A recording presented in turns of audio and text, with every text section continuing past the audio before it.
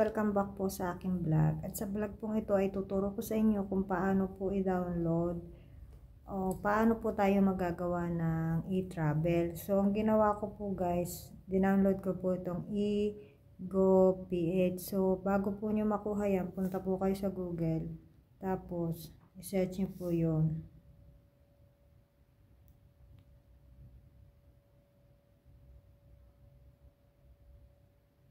Yan, search nyo po yun. Tapos, pag lumabas na po yan, i-download nyo po. So, dahil na download ko na po yan, so open ko na lang po guys.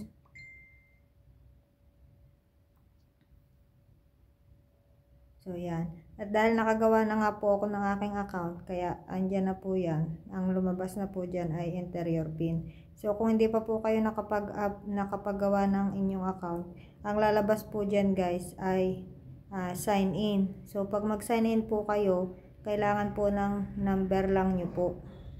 Kailangan nyo po ng number nyo ng Pilipinas. So, inyo pong ilalagay dyan yung number nyo po ng Pilipinas. Tapos, patadalhan po kayo ng OTP code at gagawa po kayo ng inyong maipasok nyo, makapagbigay po sa inyo ng OTP at makapag-sign in na po kayo ay makakapasok na po kayo dyan at dyan nyo na po makikita yung inyong e-travel at dyan po kayo mag-fill up ng inyo pong e-travel. So, bago pala po kayo makapasok dyan, magpipicture muna kayo, tapos magpapadala po sa inyong cellphone number ng confirmation code at verification code para po maging verify ang inyo po na application. Pagkatapos po noon, saka po kayo magagawa ng inyo pong e-travel.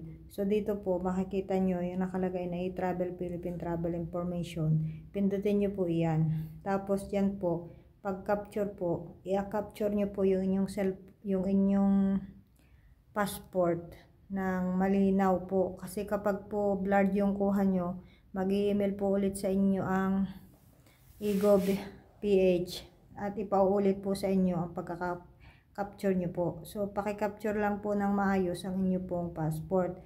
Pagkatapos po niyan, ay mag-fill up po kayo ng mga kailangan nyo po na i-declare na mga dala nyo po pauwi ng Pilipinas. So, lahat po ng inyong mga dala na nasa inyo pong hand carry ay inyo pong i-declare diyan.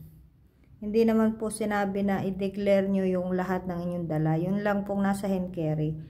Yan. Pagkatapos po niyan ay makikita nyo po ang inyong e-travel QR code sa kaduluduluhan po ng inyo pong application na pinilapan. So, sundin nyo lang po yung